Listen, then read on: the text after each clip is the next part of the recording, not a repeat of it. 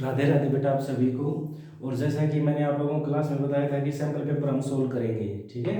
और वो आपको फिर नोटबुक में राइट डाउन करना है, सोल्व करके और लर्न करना है। तो बेटा आज हम सबसे पहले सीबीएसई सैम्पल पेपर 2024-25 को सोल्व करेंगे। तो जितने क्वेश्चन इस लेक्चर में सोल्व होते हैं वो आप लोगों को करने हैं, बाकी कल के लेक्चर में करेंगे फिजिक्स पोर्शन के। तो यहाँ से अगर ये मेरे पास टुगेदर विद का सीबीएसई का सैम्पल पेपर है, तो इसमें सबसे पहला जो फिजिक्स का क्वेश्चन आता है, स्टार्ट होता है, वो जो है क्वेश्चन नंबर 13। तो इस क्वेश्चन में कहा है कि in the following cases a ray is incident on a concave mirror in which case is the angle of incidence equal to 0। तो उसने कहा है कि क्वेश्चन में डायग्राम वगैरह नहीं दिया, लेकिन अगर हम बना के देखें तो ये हमारे पास एक कॉनकेव मिरर है, और अगर देखें तो दिस इज द पोल, ये इसका फोकस मान सकते हो, और ये इसका सेंटर ऑफ कर्वेचर मान लो। तो जो स्ट्रेट लाइन गुजरेगी परपेंडिकुलर टू द मिरर और इन पासिंग थ्रू दिस पॉइंट्स, इसको हम प्रिंसिपल एक्सिस बोलते हैं। इसने क्वेश्चन में कहा है कि incident on a concave mirror, तो उसने कहा कि एंगल ऑफ इंसिडेंस 0 कब होगा। तो आप लोगों को पता है कि भाई अगर यहाँ पर सबसे पहले तो नॉर्मल ड्रॉ करें, तो नॉर्मल क्या होता है, नॉर्मल एक मिरर के ऊपर एक ऐसा पॉइंट, मतलब नॉर्मल अगर ड्रॉ करें किसी पॉइंट के ऊपर, तो एक ऐसी स्ट्रेट लाइन होती है जो उस पॉइंट को, मिरर के ऊपर जो पॉइंट है उसको सेंटर ऑफ कर्वेचर से जोड़े, तो ये नॉर्मल कहलाती है। अगर कोई लाइट रेज इसी के अलोंग ट्रेवल करे, इसी के अलोंग ट्रेवल करे, तो इस केस में अब देखो इंसिडेंट रे नॉर्मल के अलोंग है, तो एंगल ऑफ इंसिडेंस आई 0 होगा, तो एंगल ऑफ रिफ्लेक्शन आर वो भी 0 होगा। तो इसमें जितने भी ऑप्शन है, अगर उसमें हम सुटेबल ऑप्शन देखें तो ये हमारे पास होगा कि ए ray of light passing, sorry, इसमें जो ऑप्शन देखें, ray of light passing through the centre of curvature and incident obliquely, centre of curvature से जो गुजरेगी और ऑब्लिकली यहाँ पर मिरर के ऊपर इंसिडेंट, उसके लिए आई 0 होगा। सेकंड क्वेश्चन यानी क्वेश्चन नंबर 13 था। क्वेश्चन नंबर 14 के अंदर अगर आप आओ तो इसने कुछ ऐसा दे रखा है, एक प्रिज्म दे रखा है, और प्रिज्म के ऊपर लाइट रेज गिरेगी तो 7 कलर के अंदर डिवाइड हो जाती है। तो इसने बी और ए के बारे में इसने पूछा होगा शायद। तो इसने क्वेश्चन में कहा है कि choose the correct option from the colour of the rays A and B. तो ए और बी के बारे में करेक्ट ऑप्शन आपको सिलेक्ट करना है। तो सीधी सी बात है बेटा, जब डिस्पर्सन होता है तो जो कलर पैटर्न है वो नीचे से विबग्योर के अंदर विबग्योर के अंदर डिफर करते हैं, तो V I B G Y O R. तो सबसे नीचे कलर कौन सा है, वॉयलेट, तो ये तो हो गया वॉयलेट। और सबसे ऊपर कलर कौन सा होगा, रेड। तो इसमें से अगर आप देखो तो red and violet in option C is our correct answer. अब नेक्स्ट आगे चलते हैं बेटा, नेक्स्ट क्वेश्चन देखते हैं कौन सा है फिजिक्स का। इसमें एक असर्शन रीजन का क्वेश्चन है, वो देखिए, वो फिजिक्स का है। तो इसमें इसने कहा है असर्शन में, क्वेश्चन नंबर 19 यानी असर्शन। तो असर्शन में इसने कहा है कि a convex mirror always forms a image behind it and image formed is virtual. बेटा कॉन्वेक्स मिरर जो होता है, तो आप लोगों को पता है कि जो भी इमेज बनाएगा वो सारी क्या होती है, वर्चुअल, यानी पोल, और इधर देखिए तो फोकस, और इधर देखिए तो ये सेंटर ऑफ कर्वेचर। ऑब्जेक्ट को आप इंफिनिटी और पोल के बीच में रखोगे तो इमेज यहाँ पर फॉर्म होती है, और ऑब्जेक्ट अगर इंफिनिटी के ऊपर होता है तो इमेज कहाँ पर फॉर्म होती है, फोकस के ऊपर। तो हमेशा behind the mirror image form होगी, है ना, कॉन्वेक्स मिरर के अंदर। तो एक convex mirror always forms an image behind it and image form is virtual, और वर्चुअल भी होगी, है ना। जैसे बना के दिखाएं, तो अगर यहाँ पर ऑब्जेक्ट रखा ए बी, तो एक लाइट रे जो प्रिंसिपल एक्सिस के पैरेलल है, after refraction appears to come from focus, नहीं ऐसा लगेगा कहां से आ रही है, फोकस से आ रही है। दूसरी लाइट रे जो सेंटर ऑफ कर्वेचर की तरफ जाएगी, यहां तक नहीं पहुंचेगी, लेकिन जिस रास्ते से आएगी उसी रास्ते से वापस आ जाएगी आ रिफ्लेक्शन से। तो इमेज कहां पर बनेगी, इमेज बनेगी यहां पर। तो देखो बिहाइंड द मिरर बन रही है और वर्चुअल भी है ना। तो असर्शन इज ट्रू। और रीजन के अंदर क्या दे रखा है, according to the sign convention focal length of the convex mirror is positive. अब कॉन्वेक्स मिरर के लिए फोकस इधर है तो फोकल लेंथ डेफिनेटली क्या होगी, पॉजिटिव होगी, है ना। साइन कन्वेंशन के अकॉर्डिंग ये बात बिल्कुल सही है।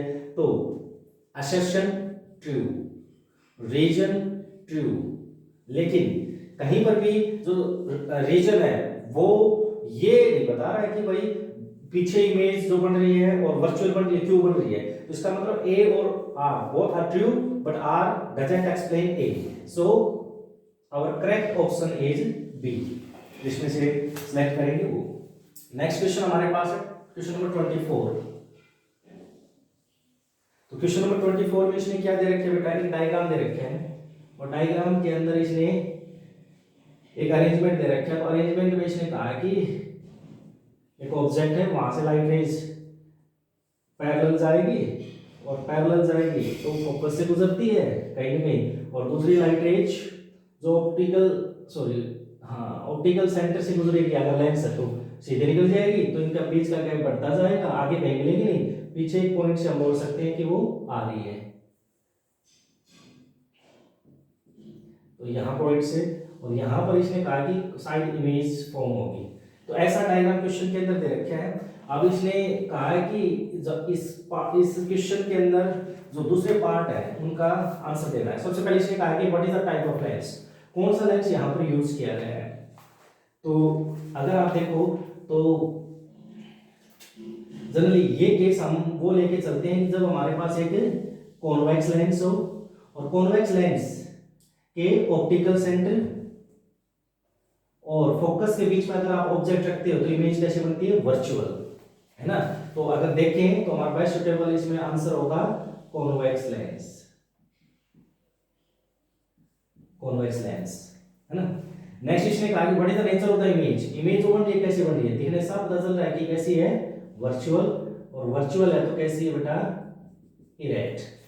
नेक्स्ट इसने कहा है कि if image is formed at a distance of 30 centimetre from the lens, यहां से 30 सेंटीमीटर के ऊपर इमेज बन रही है 30 सेंटीमीटर, और अगर आप देखो तो लेफ्ट साइड है according to the sign convention negative. और आगे इसने कहा कि and image is twice the size of the object, मतलब इमेज की size twice of the size of the object है, तो h2 by h1 जिसको हम मैग्नीफिकेशन बोलते हैं वो हमारे पास कितना है 2, और वर्चुअल इमेज है तो पॉजिटिव लिया हमने।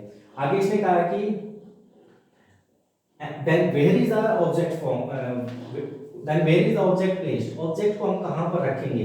तो बेटा ऑब्जेक्ट कहां रखना है आप लोगों को वो आपको फाइंड आउट करना है कि ऑब्जेक्ट डिस्टेंस आपको फाइंड आउट करनी है।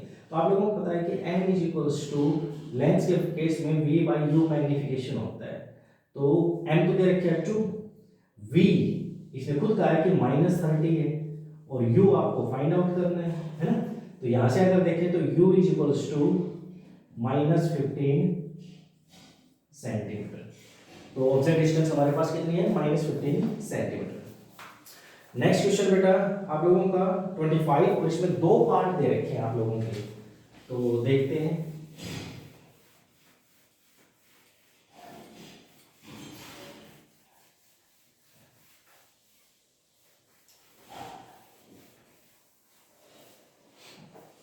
तो पहला पार्ट इसमें दे रखा है बेटा क्वेश्चन नंबर 25, इसमें पहला पार्ट इसमें दे रखा है ए, यानी ए और बी दो पार्ट दे रखे, इसमें से एक आप लोगों को करना है। तो इसमें कहा है कि हमारे पास एक अरेंजमेंट है और इस प्रकार का अरेंजमेंट दे दिया,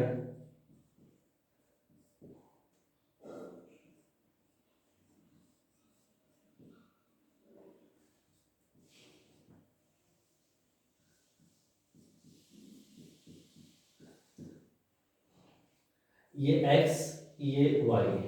इसने क्वेश्चन में क्या कहा था, electric circuit in A close dryer, तो क्लोज ड्रायर है उसके अंदर दो हीटर्स दे रखे हैं x and y in parallel में कनेक्टेड है और 230 वोल्ट सोर्स के साथ कनेक्टेड है पावर सप्लाई के साथ। When both switches are closed, जब दोनों को क्लोज कर देंगे, जब दोनों को अगर हम क्लोज कर देंगे तो द करंट इन x, इसमें करंट कितना फ्लो करेगा, I इज इक्वल्स टू यानी x के अंदर 3.5 एम्पियर, 3.5 एम्पियर करंट फ्लो करेगा।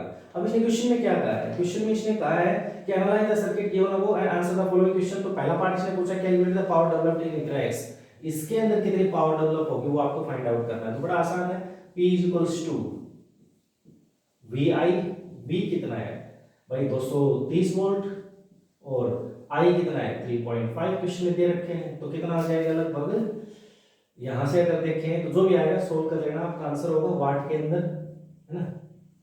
सेकंड पार्ट इसने क्या पूछा है, तो सेकंड पार्ट ने इसमें कहा था resistance of the X is double than that of Y, calculate the current in vector Y. तो इसने कहा कि इसका रेजिस्टेंस इससे डबल है, यानी रेजिस्टेंस ऑफ एक्स वो क्या है, double of resistance of Y, इसने ये कहा है।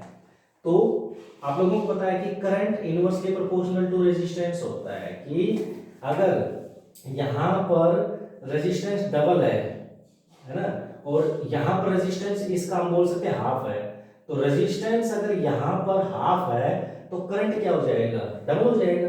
तो अगर हम देखें, अगर यहां से अगर देखें तो current in Y double of current in X, तो डबल ऑफ एक्स यानी 3.5 यानी 7 एम्पियर, है ना, ये रिलेशन होता है। तो यहाँ पर रेजिस्टेंस हाफ है, रेजिस्टेंस हाफ है इसके कंपैरिजन में, तो रेजिस्टेंस हाफ है तो करंट क्या हो जाएगा, डबल हो जाएगा।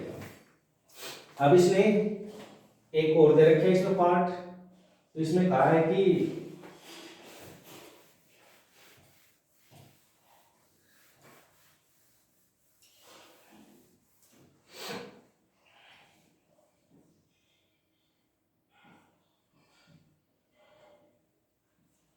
ऐसा कोई अरेंजमेंट दे रखे हैं और इसमें दो रजिस्टर दे रखे हैं, ये रजिस्टर x जिसका रेजिस्टेंस R है, और ये रजिस्टर आपके पास y है जिसका रेजिस्टेंस 2R है, और यहाँ पर कनेक्ट कर दिया। The above figure shows two resistors XY connected in series to a battery. The power dissipated for this combination. इस कॉम्बिनेशन के लिए पावर डिसिपेटेड P1 है। मैं मान लेता हूँ 20 वोल्ट की बैटरी लगा दी, तो V स्क्वायर, पावर का फॉर्मूला क्या होता है, V square by total resistance, तो पोटेंशियल V और टोटल दोनों सीरीज में, तो टोटल रेजिस्टेंस कितना हो गया 3R। तो पावर डिसिपेटेड पहले केस में ये दे दी। अब उसने कहा है कि इन्हीं रेजिस्टर्स को अगर पैरेलल में कनेक्ट कर दे सेम बैटरी के साथ, इन्हीं को आप पैरेलल में कनेक्ट कर दो सेम बैटरी के साथ, है ना, एक्स वाई सेम बैटरी के साथ कनेक्ट कर दे, इसका रेजिस्टेंस R, इसका रेजिस्टेंस 2R। तो यहां पर पावर डिसिपेटेड इस कॉम्बिनेशन में मान लेता हूं P2। तो इस क्वेश्चन में कहा कि आप फाइंड आउट कीजिए P1 बाई P2, ये फाइंड आउट करना है, कर लेंगे बेटा, ये फॉर्मूला यहां पर लगा देंगे।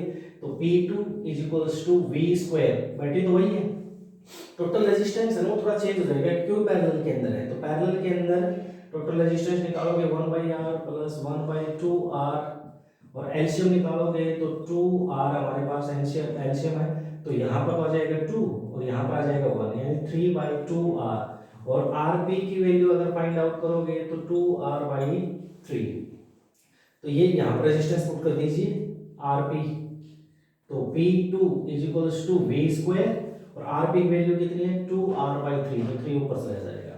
तो यहाँ से अब ये वैल्यू P1 कितना था भाई आप लोगों के पास, P1 बाई P2 निकालोगे तो P1 आप लोगों के पास है V स्क्वायर बाई 3R, और आप लोगों के पास P2 है 2R/3, है ना। तो P1 बाई P2 अगर आप सोल्व करोगे तो V square by 3R into 3/2R, 3 से 3 कैंसिल, तो एक सेकेंड कितना है 2R/3, तो 2R/3 3 ऊपर चला गया, यहाँ से V square by 3R 3/2R, तो यहाँ पर R से R कैंसिल हो जाएगा, आंसर ये है ना भाई, यानी एलसीएम ले लिया कितना 2R यहाँ पर, और 2R एलसीएम लिया, तो यहाँ पर तो कितना हो गया 2, सॉरी R से R 2, और यहाँ से 1 3/2R, तो 2R/3, V square by RP, V square by RP, तो 2R/3, तो 3 ऊपर चला गया, और यहाँ से अगर P1 बाई P2 अगर हम देखें तो कितना आएगा भाई, ये कितना है V स्क्वायर बाई 3R, ठीक है, और ये है, अरे बच्चों ये V स्क्वायर, और ये क्या है इसमें 3V स्क्वायर बाई 2R। अब इसको सॉल्व करें तो V स्क्वायर बाई 3R और इंटू 2r/3 v²। तो v² से v² कैंसिल, r से r कैंसिल, तो p1/p2 का रेशियो आपको क्या मिलता है 2/9, ये मिलता है भाई। नेक्स्ट क्वेश्चन सोल्व करें बेटा। इसमें क्वेश्चन नंबर 31 आ जाता है, वो देखिए।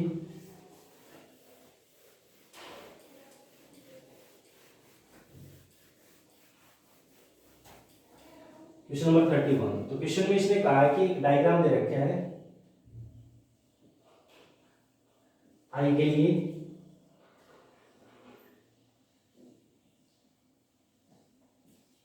ये हमारा नियर पॉइंट है, नॉर्मल नियर पॉइंट जो 25 सेंटीमीटर के ऊपर होता है, और यहां से इमेज यहां पर बना रखी है भाई, और ये पॉइंट दे रखे है यहां पर, है ना, एंड डैश मान लेते हैं। तो इसने क्वेश्चन में मतलब इस प्रकार डायग्राम दे रखा है। तो सबसे पहले इसने कहा है कि what is the defect that is shown in figure. तो कौन सा डिफेक्ट है, तो आप लोगों को पता है कि एक ऐसा डिफेक्ट जिसके अंदर आईबॉल की साइज कम हो जाती है और फोकल लेंथ बढ़ जाती है ना। नॉर्मल ईयर पॉइंट एंड से 25 सेंटीमीटर से आगे शिफ्ट हो जाता है और आईबॉल की साइज घट जाती है। तो जो इमेज बनती है नॉर्मल ईयर पॉइंट के ऊपर रखे हुए ऑब्जेक्ट की, वो बिहाइंड द रेटिना बनती है। तो यहां जो डिफेक्ट ऑफ विजन होगा वो हमारे पास होगा hypermetropia. Hypermetropia defect of vision, है ना, जिसमें साइज ऑफ द आईबॉल क्या हो जाती है, डिक्रीज।